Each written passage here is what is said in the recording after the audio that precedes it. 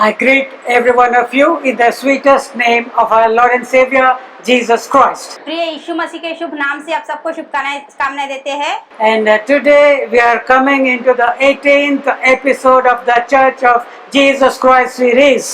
Church of Jesus Christ series के 18वें भाग में आज अपन हैं। Today we will be seeing about what the Word of God has to teach us about the body of Jesus Christ, which is the church. तो यीशु मसीह का जो शरीर है वो कलीसिया की तरह किस तरह बुलाया जा रहा है उसके बारे में आज अपन ध्यान करेंगे। In the earlier two episodes, पिछले 2 एपिसोड में भी we have seen what Romans and Corinthians have to tell us about the body of Jesus Christ. Romeo के पत्री में, कोरिन्थियों के पत्री में यीशु मसीह के शरीर के बारे में अपन ध्यान करे थे। Today we will see what Ephesians has to tell us. आज एफेसियों के पत्री में किस तरह से लिखे है उसके बारे में ध्यान करेंगे। Its 4th chapter, 11th to 12th verses is written like this. It was he who gave some as apostles, some as prophets, some as evangelists, and some as pastors and teachers to equip the saints for the work of ministry, that is,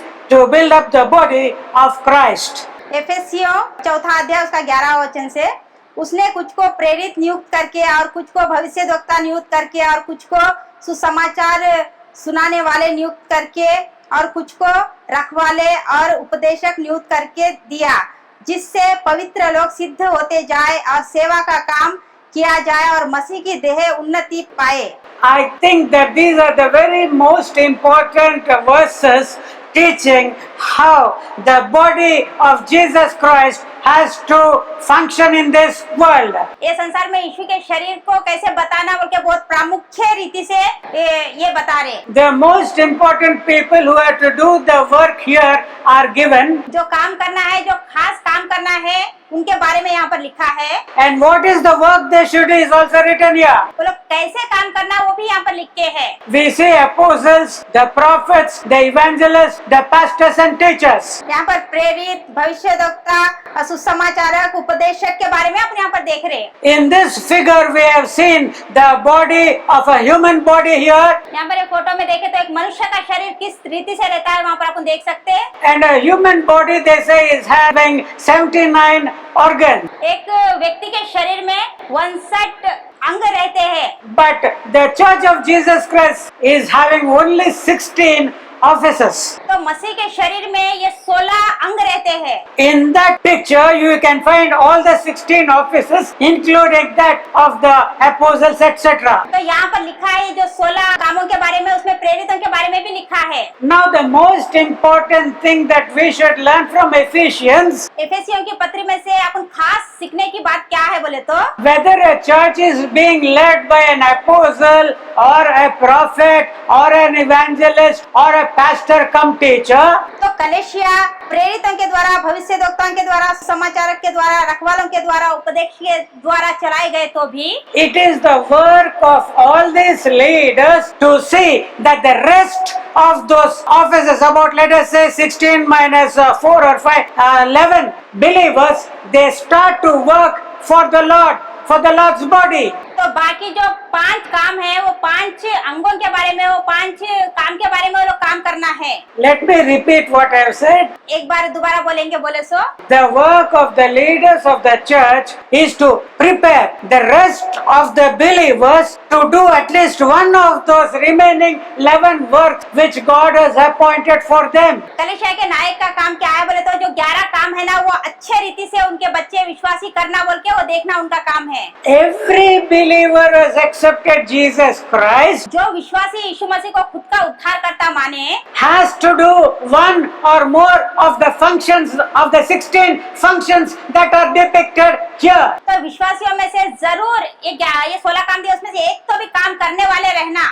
Only when the believers are equipped by these leaders to start functioning as they should, उसमें जो मुख्य व्यक्ति है इन लोग जो भी काम कर रहे हैं उसको ध्यान देना, then only the body of Jesus Christ will start to be edified and grow. तब सारे विश्वासी मिलके इस तरह से काम करे तभी मसीह की देह उन्नति पाते जाती। It is not the work of the believer to just come on some Sunday and sit here, विश्वासी बोले तो रविवार के दिन आके यहाँ पर बैठ के चले जाना ही नहीं, लेकिन sing some songs and clap the hands and get away. यहाँ पर आके आराधना करके गाने गा के ताली बजा के चले जाना एक विश्वासी का काम नहीं है। लेकिन Only the remaining 11 offices that has to be done by the believer. तो हर विश्वासी यहाँ पर बताएगा से 11 काम भी करना, वैसे रहना।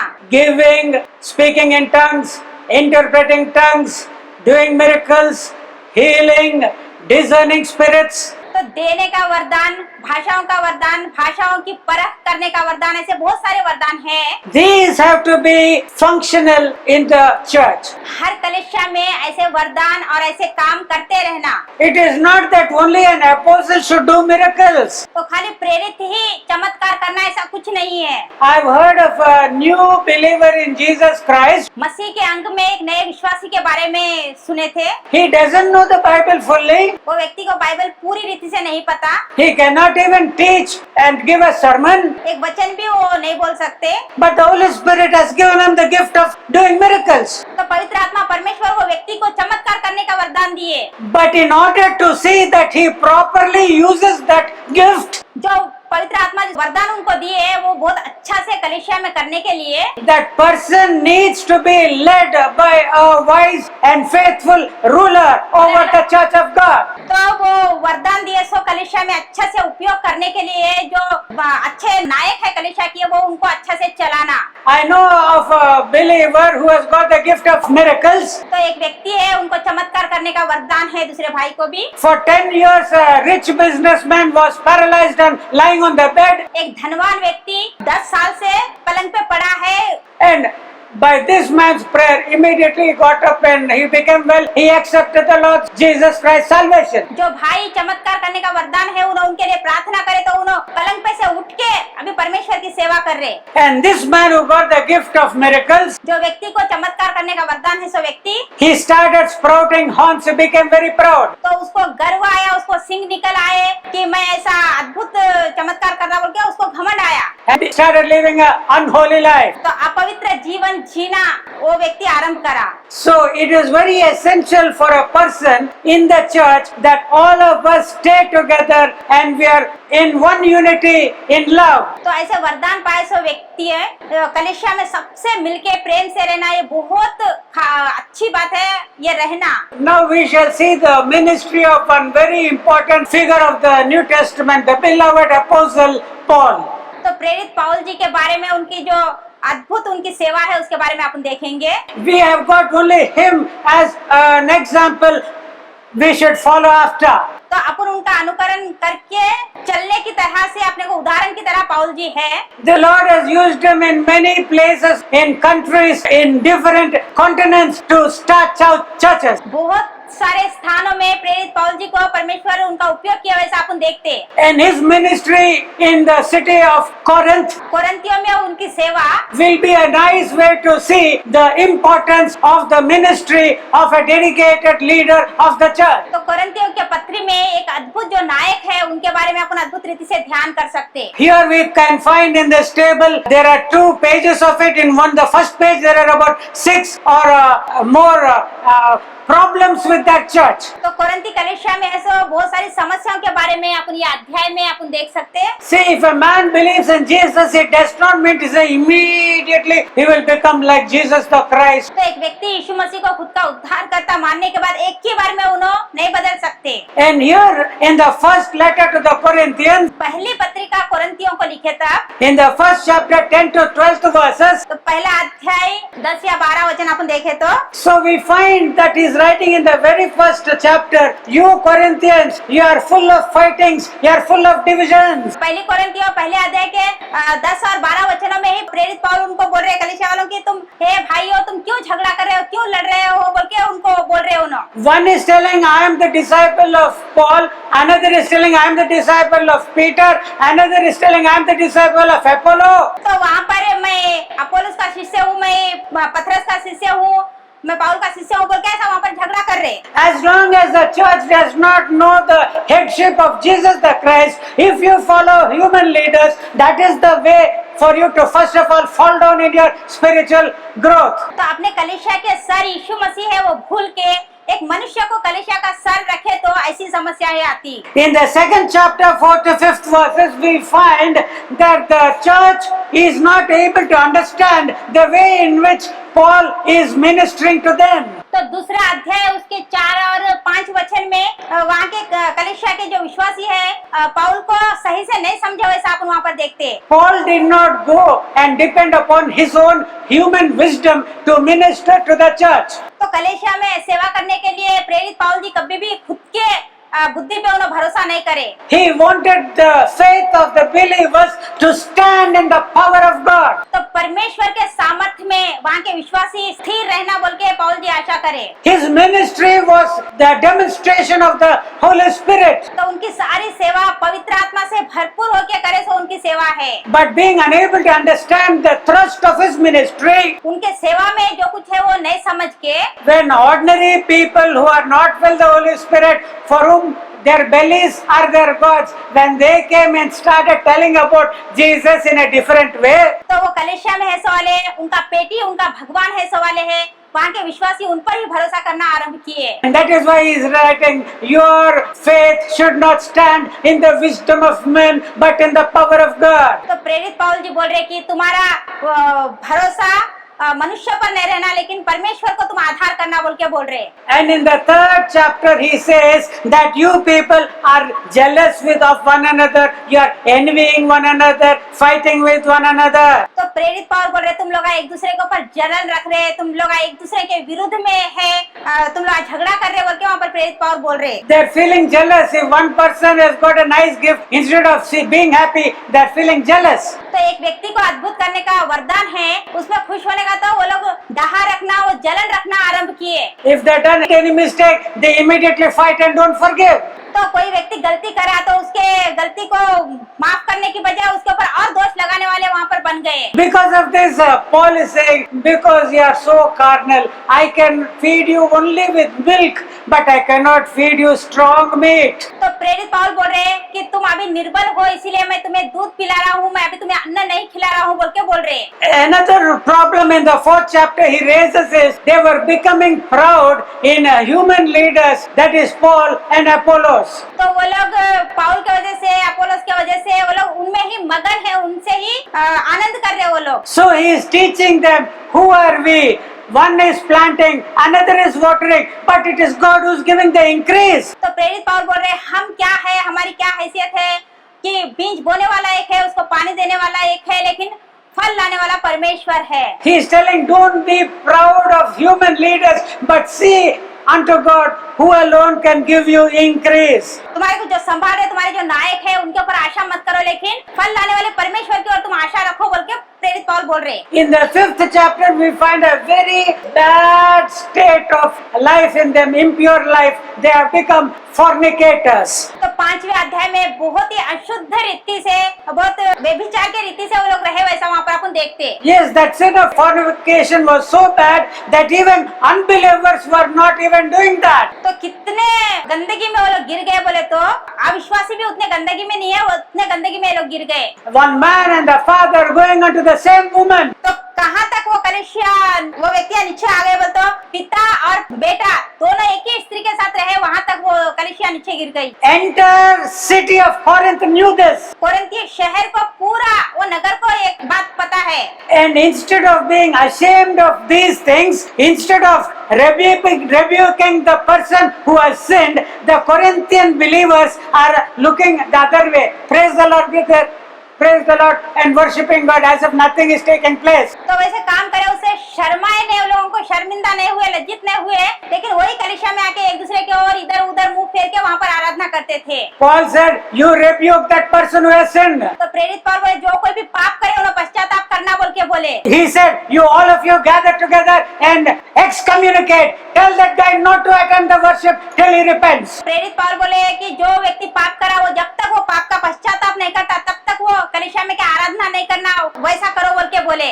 Another thing which was bad in the church of Corinth was, in the 6th chapter it is written that one brother is fighting with one brother and going to the courts for justice. तो छठे अध्याय में कोरिन्थियों में अपन क्या देख रहे बोलते एक दूसरे से झगड़ा करके एक दूसरे के ऊपर दोष लगा के न्याय के लिए वो लोग जा रहे, वैसा अपन वहाँ पर देखते। Brother, just 2 lakhs. I will give it just in 2 days, brother. Please give me. I'm in great trouble.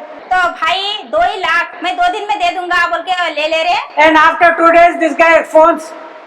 No response. 2 दिन के बाद में फोन को स्विच ऑफ करके कुछ भी उनको उत्तर नहीं दे रहे, वैसा कर रहे वो विश्वासी। 2 months, 4 months, no sign of giving that 2 lakhs. तो 2 महीने 4 महीने कितने महीने हुए तो भी वो पैसे देते बोल के ऐसा उनको नहीं लग रहा। And vexed with all this guy takes a lawyer and files a case against another brother. तो बहुत बेजार होके व्यक्ति वो दूसरे व्यक्ति के ऊपर केस डालेंगे बोल के लायर के पास जाते।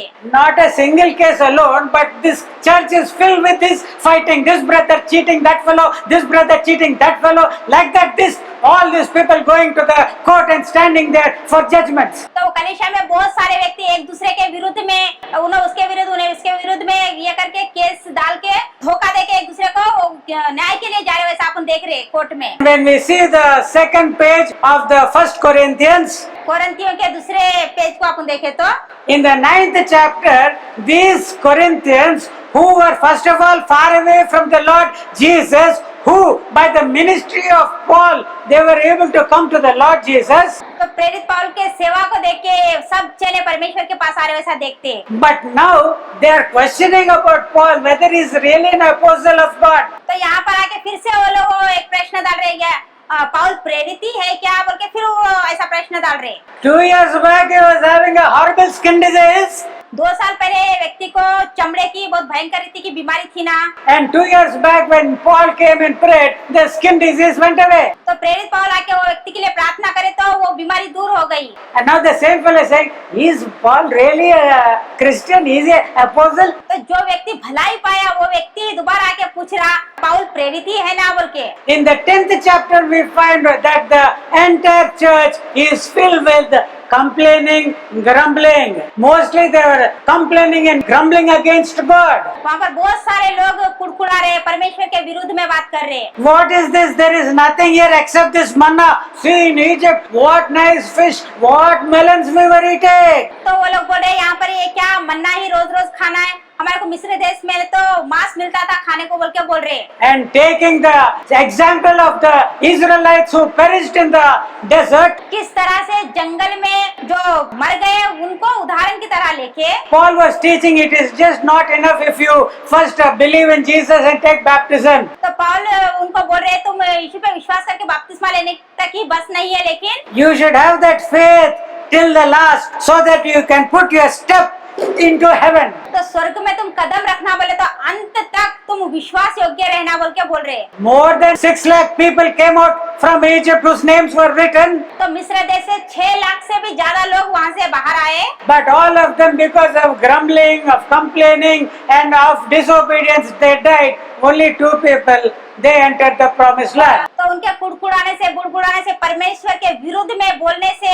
वो सब लोग जंगल में ही मर गए, सिर्फ 2 लोग ही कनान में प्रवेश कर पाए। In the 11th chapter of 1 Corinthians, we can find when the Corinthian church is coming together to take the Lord's table, even there, the divisions and their heresies. तो 11वें अध्याय में वहाँ पर प्रभु भोजन लेने आए सो वाले व्यक्ति भी एक दूसरे के विरुद्ध में है, वैसा वहाँ पर देखते। And if you don't take the Lord's table in a worthy manner, you will become sick, you will become weak, and you will die, is what Paul has said. तो तुम लोग पवित्रता से प्रभु भोजन में हाथ नहीं रख रहे, इसलिए तुम में से बहुत सारे लोग बीमार पड़ रहे, मर जा रहे बोल के प्रेरित पौल बोल रहे। In the 12th chapter, first verse, we can find that the Corinthians do not know about the spiritual gifts. They do not know about the 16 types of functionings of the organs in the body of Jesus Christ. कोरिन्थियों के कलीसिया में वहाँ के लोग कैसे थे बोले तो परमेश्वर के अद्भुत कामों के बारे में उनको कुछ कुछ भी नहीं पता था, उनके शरीर के ये 16 काम क्या है उनको कुछ भी नहीं पता था। And in the 33rd verse of the 14th chapter, we can find that there is no order in their use of their gifts, but there are chaotic way they are using their gifts. 14वें अध्याय में अपन देखे तो तौर तरीका कुछ भी नहीं है, तौर तरीके के बिना वो कलीसिया चल रही वैसा अपन देखते। All of them have been given the gift of speaking in tongues, तो सबको भाषाओं का वरदान वहाँ पर सबको दिया गया, but they're not maintaining order. Everyone again at the same time they're speaking in tongues. Everyone is talking in tongues. तो वहाँ पर उनको भाषाओं का वरदान दिया तो सब जने एक तौर तरीके से ऐसा भाषा में बात करना नहीं, लेकिन अपने मर्जी में ऐसा बातें करके वहाँ पर हल्ला मचा रहे वैसा देखते। In the 15th chapter, most sad it is, in the 12th verse, Paul is telling that there are some who are not believing that there will be a resurrection. तो वो लोग 15वें अध्याय में वो लोग कैसे तैयार हुए बोले तो जो मरे हुए हैं वो प्रभु में दोबारा जी उठेंगे बोलते हैं, उसको नहीं मानने वाले लोग वहाँ पर तैयार हो गए। See, that is the bedrock of a Christian life, that he is going to be resurrected and that he has to give a judgment of his life to God. तो हर ईसाई की एक आशा है, क्या आशा बोले तो मर गए सो वाले दोबारा जी उठेंगे और परमेश्वर के सिंहासन के सामने न्याय के लिए ठहरेंगे बोल के ईसाइयों की आशा है। So when we see that 15 chapters which Paul has written, his heart is filled with pain and pain and pain. तो ये 15वां अध्याय पूरा पढ़े तो उसमें उन लोग कितना घायल हो गए, कितना दुख से लिख रहे वैसा अपन यहाँ पर देखते। But that is the work of an apostle, a true apostle. क्यों बोले तो एक सच्चा प्रेरित करने का काम है, इसीलिए It is his work, according to Ephesians, that he has to make the saints prepared to do the work of the ministry. तो प्रेरितों का काम क्या है बोले तो वहाँ पर ऐसे पूरे विश्वासियों को उनको बल देना और उनको अच्छा प्रभु में बढ़ाना, उनको देखना, वो प्रेरितों का काम है। These are believers, Christians. ये सब ईसाई है या विश्वासी है, They have taken baptism, they received the Holy Spirit, speaking in tongues, उद्धार पाए, प्रभु में उद्धार पाए, बपतिस्मा लिए और भाषाओं में बात कर रहे, but they are filled with so much of spiritual diseases. तो कई आत्मिक संबंधित बीमारियों से ये लोग पीड़ित है। And it is the responsibility of a true minister of God, be he an apostle, be he a prophet, be he an evangelist, be he a pastor and teacher. प्रभु के शरीर में जो प्रेरित हो, उपदेशक हो, भविष्यवाणी करने वाले हो,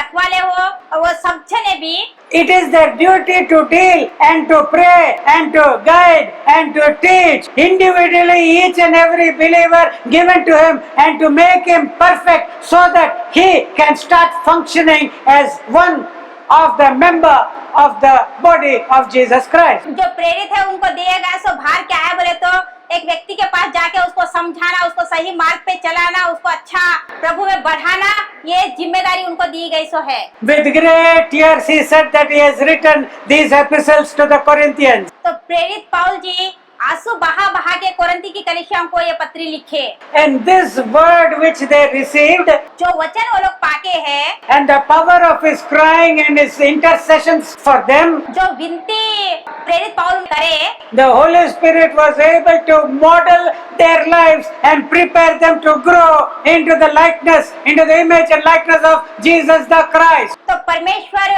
पौल जी के आंसुओं को देख के वो कलीसिया के विश्वासियों का मन फिरा के उनको प्रभु में आए वैसा देखते। In the 2 Corinthians we can find an improvement, an increase and a perfection in the life of the Corinthians. तो कोरिन्थियों के दूसरी पत्री में वहाँ के विश्वासियों का जीवन का परिवर्तन होना, उन्नति पाना, वो अच्छे काम करना आरंभ किया, वो अपन देख सकते हैं। In the first chapter to the 2 Corinthians, दूसरा कोरिन्थी का पहला अध्याय अपन देखे तो in the 11th and 14th verses we can find now the Corinthian church that are now praying for their beloved pastor Paul. तो दूसरा कोरिन्थियों पहले अध्याय में अपन देखते हैं कि वहाँ के विश्वासी प्रेरित पौल के लिए प्रार्थना करे वैसा अपन देखते हैं। In the first book they are doubting whether he is an apostle. तो पहले कोरिन्थियों की पत्री में उन्होंने प्रेरित है क्या बोल के उन लोग उसके ऊपर विश्वास नहीं कर रहे थे, And now they accept his apostleship and they are praying for him. तो उन्होंने प्रेरित है बोल के पहचान के अब उनके लिए प्रार्थना कर रहे। In the 2nd chapter, in the 7th verse, we can find a very nice teaching. तो दूसरा अध्याय 7वें वचन में बहुत अच्छा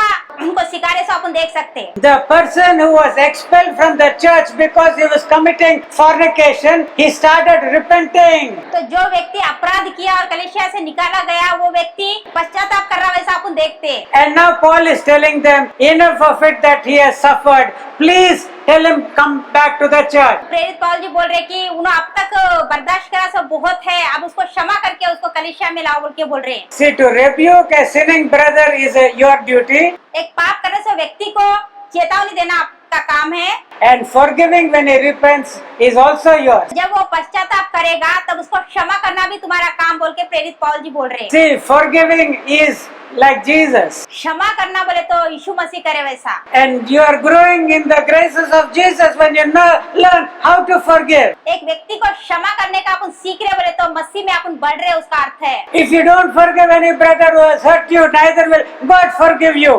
एक घायल व्यक्ति को अपन क्षमा नहीं करे तो प्रभु भी अपने को क्षमा नहीं करते। So here is the church that has learned forgiveness. तो ये कलीसिया क्षमा करना सीखी, And in the third chapter, second and third verse, we can find an excellent way in which they have grown in the spirit. तीसरा अध्याय 2 और 3 वचन में बहुत अद्भुत रीति से उनका परिवर्तन हुआ, सो उनके जीवन को अपन वहाँ पर देख सकते हैं। I think it is so nice that it is better that we read it also. तो अपन पढ़ेंगे, बहुत अच्छी बातें हैं ये। Second and third verses. You are an epistle written in our hearts, known and read of all men, being made manifest that you are an epistle of Christ, ministered by us, written not with ink, but with the Spirit of the living God, not in tables of stone, but in tables that are hearts of flesh.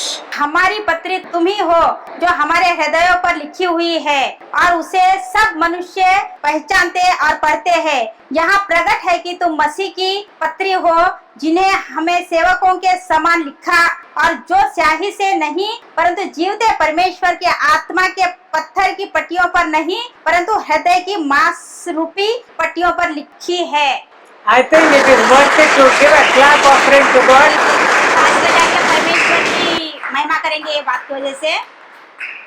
Such a church full of diseases. बीमारी में है सो ये कलीसिया, Everywhere if you go to the high court, this brother David is fighting with brother James over this matter. Please come forward. Every day people used to hear. तो ये कलीसिया David के ऊपर पतरस एंड्रूस उन लगा एक दूसरे के ऊपर दोष लगाने वाली ये कलीसिया, Now they are not coming to court. अब ये सब जने कोर्ट में नहीं जा रहे, They have forgiven one another. वो एक दूसरे को क्षमा कर रहे। This brother is saying, forgive me. I have tried to cheat you.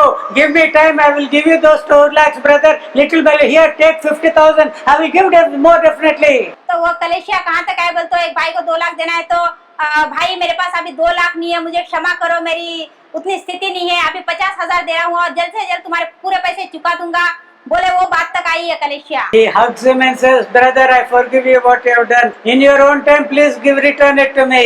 तो ये भाई वो पैसे दिया सो भाई उसको गले लगा के, भाई मुझे भी क्षमा करो, मैं छोटी सी बात के लिए कोर्ट में गया, तुम्हारी जब समय है तब दो बोल के बोले। So in this way there was peace and there was divine joy in the church. तो इस तरह से वो कलीसिया में शांति और आत्मा के संबंधित आनंद और खुशी है वहाँ पर। And there is a holy life in the life of all the believers. No more fornication. तो अपराध कहीं भी नहीं दिखाई दे रहा वहाँ पर है, सब पूरे विश्वासी पवित्र जीवन जी रहे। So by the holy life of all the Christians in Corinth, all the Corinthians, they were able to see, realize and read the epistle of Paul and them to be the epistle of Christ. तो वो शहर वाले वो विश्वासियों को देखे तो वो विश्वासी ही एक पत्री की तरह है, वैसा वहाँ पर पाउल को अपन देखते। So you should be the epistle of the leader who is leading you in Christ. तो जो नायक अपनी कलीसिया में अपने को चलाते हैं वो नायक के लिए अपने एक पत्री की तरह रहना।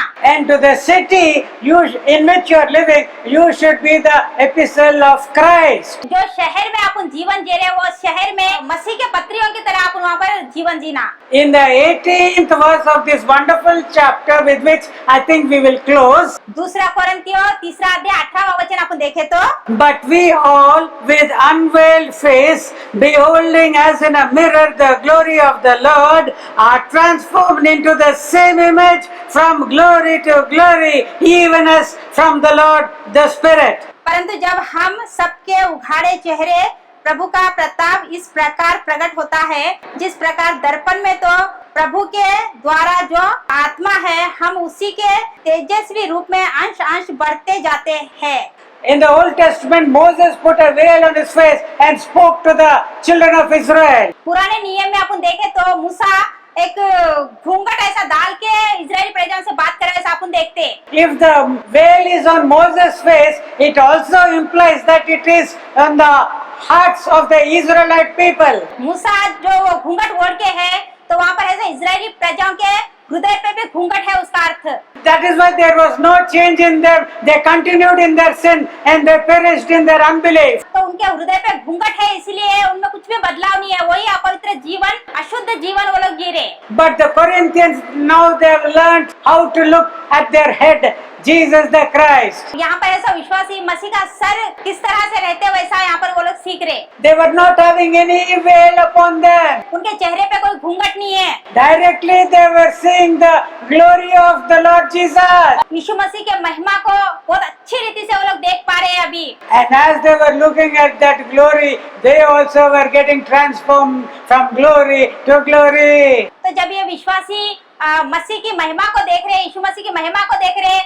तो वो लोग भी महिमा से अधिक महिमा में बढ़ते जा रहे हैं। They are now just not the epistle of Paul. ये प्रेरित पौल की पत्रिका है ही नहीं, लेकिन They are not just now the epistle of Jesus Christ, मसीह की पत्रिका ही नहीं, लेकिन but now they are as the glorious Jesus. तो वही प्रभु की महिमा की तरह दिखाई दे रहे। This is the purpose of your Christian life. तो ईसाइयों के जीवन में रहने की बहुत खास बात यही है। As Jesus the Christ put a towel and washed the feet of his disciples, तो किस तरह से यीशु मसीह अपने शिष्यों के पैरों को धो के उनके वो कपड़ों से, वस्त्रों से उन्हें साफ करे, you will also, when you are having that vision of the glorious Jesus, be willing to be a servant to the church by whatever gift you are given by the Holy Spirit to minister it to your dear brothers and sisters. तो यीशु मसीह की महिमा को देख के एक सेवक की तरह अपने आप को नम्र करके सब भाई बहनों को अच्छी रीति से देखे वैसे तुम रहते।